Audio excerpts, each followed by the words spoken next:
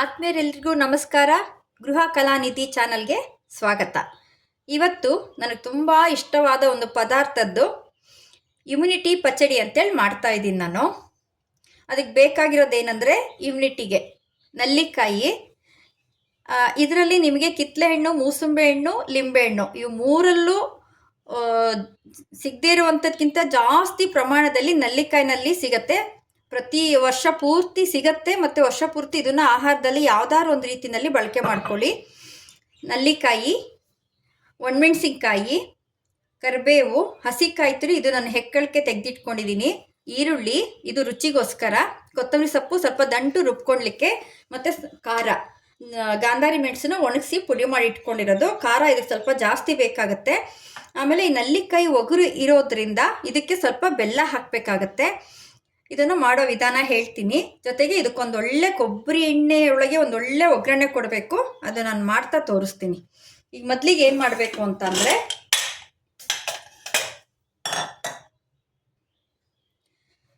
ನಲ್ಲಿಕಾಯಿ ಹಸಿಯಾಗಿ ರುಬ್ಬಿಯೂ ಸಹ ಪಚಡಿ ಮಾಡ್ತಾರೆ. ನನಗೆ ಅದಷ್ಟು ರುಚಿ ಅನಿಸ್ಲಿಲ್ಲ. ಇದನ್ನು ನಾನು ಬೇಯಿಸಿ ಪಚಡಿ ಮಾಡ್ತೀನಿ.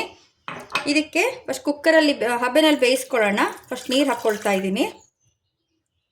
ಈಗ ನನ್ನ ಹತ್ರ ಕಿಚನ್ ಫ್ರೆಂಡ್ಲಿ ಒಂದು ಯುಟೆನ್ಸಿಲ್ಸ್ ಇದೆ. ಇದು ಹಬೆನಲ್ಲಿ ಬೇಯಿಸೋಕ್ಕೆ ತುಂಬ ಚೆನ್ನಾಗಾಗುತ್ತೆ. ಇದು ಯಾವ ಸೈಜಿಗೆ ಬೇಕಾದರೂ ಅಗಲ ಸಣ್ಣ ಮಾಡ್ಕೊಬೋದು.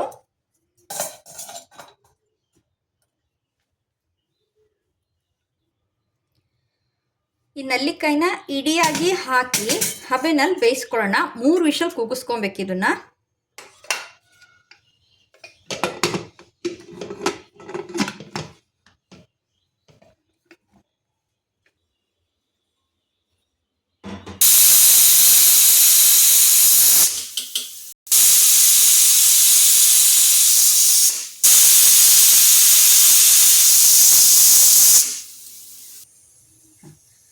ಇವಾಗ ರುಬ್ಕೊಳ್ಳೋಣ. ನಲ್ಲಿಕಾಯಿ ಕುಕ್ಕರಲ್ಲಿ ಇಟ್ಟಿದ್ದು ಆರಬೇಕು.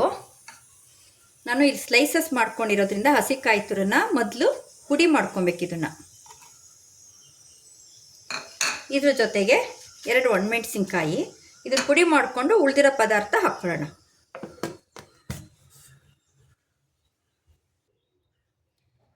ಈಗ ಇಷ್ಟು ರುಬ್ಕೊಂಡಾಗಿದೆ. ಇದಕ್ಕೆ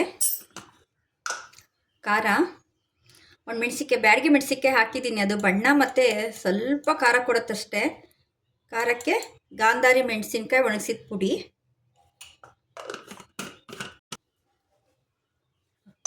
ಇದಕ್ಕೆ ರುಬ್ಕೊಳ್ಳೋದ್ರಿಂದ ನಾವು ಪುಡಿ ಉಪ್ಪೇ ಬಳಸ್ಕೊಬೇಕು ಯಾವಾಗಲೂ ಸಹ.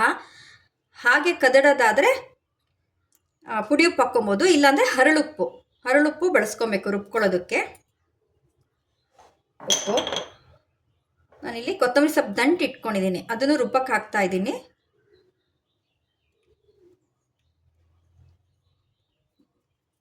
ದಂಟು, ನಲ್ಲಿಕಾಯಿ ಒಗರಾಗಿರೋದ್ರಿಂದ ಒಂದು ಸ್ವಲ್ಪ ಒಗುರು ಒಡೆಯಲಿಕ್ಕೆ ಒಂಚೂರು 1/4 ಚಮಚ ಬೆಲ್ಲ.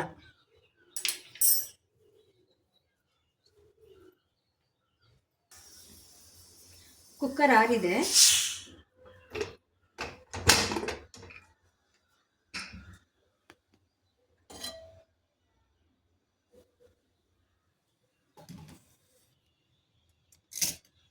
ಇದು ಸೀಳ್ ಬಂದಿದೆ ಅಂದರೆ ಬೆಂದಿದೆ ಅಂತ.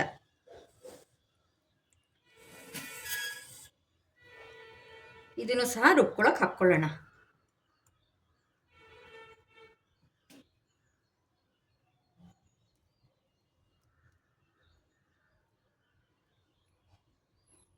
ಬಿಸಿ ಇದೆ, ಆರಿದ್ಮೇಲೆ ರುಬ್ಕೊಬೇಕು. ಚಂದ ಬಾಣಲೆ ರುಬ್ಕೊಳ್ಳೋಕ್ಕೆ ಹಬೆನಲ್ಲಿ ಬೇಯಿಸ್ಬೇಕಾದ್ರೆ ನಾವು ನೀರು ಹಾಕಿದ್ವಲ್ಲ ಕುಕ್ಕರಲ್ಲಿ, ಆ ಕುಕ್ಕರ್ ನೀರಿಗೆ ಇದ್ರ ಸಾರ ಎಲ್ಲ ಬಿಟ್ಟಿರುತ್ತೆ. ಅದೇ ನೀರು ಹಾಕ್ಕೊಂಡು ರುಬ್ಕೊಳ್ಳೋಣ. ನಲ್ಲಿಕಾಯಿನೇ ಹುಳಿ ಇರೋದ್ರಿಂದ ಇದಕ್ಕೆ ಮೊಸರಾಗಲಿ, ಮಜ್ಜಿಗೆ ಆಗಲಿ, ಹುಣಸೆಹಣ್ಣಾಗಲಿ ಏನೂ ಹಾಕುವ ಅವಶ್ಯಕತೆ ಇಲ್ಲ.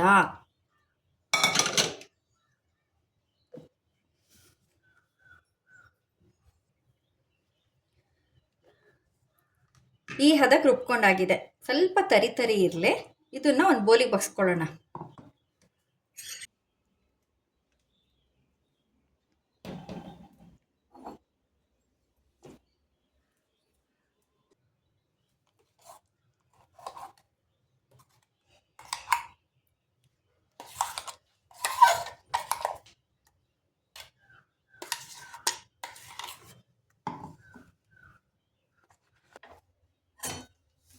ಒಗ್ಗರಣೆ ಮಾಡ್ಕೊಳ್ಳೋಣ.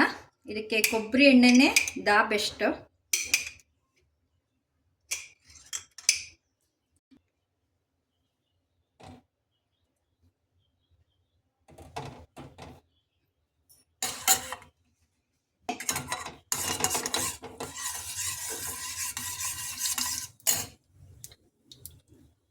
ಸ್ವಲ್ಪ ಜೀರಿಗೆ, ಒಣಮೆಣಸಿನ್ಕಾಯಿ ಚೂರು, ಬೆಳ್ಳುಳ್ಳಿ, ಕರಿಬೇವು,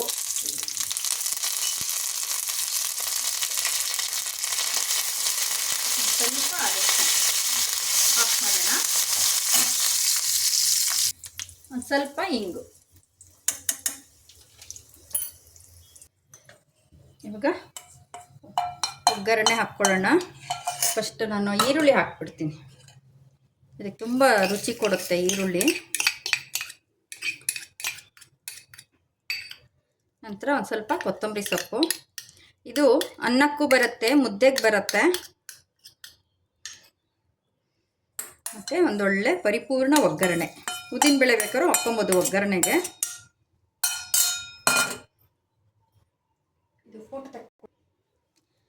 ಇಮ್ಯುನಿಟಿ ಪಚ್ಚಡಿ ತಯಾರಾಯಿತು ನೋಡಿ. ನಲ್ಲಿಕಾಯಿ ಬಳಸಿ ಒಂದು ಇಮ್ಯುನಿಟಿ ಪಚ್ಚಡಿ ನಿಮ್ಗೆ ಇಷ್ಟ ಆಯಿತು ಅಂತ ಅಂದ್ಕೊಂಡಿದ್ದೀನಿ.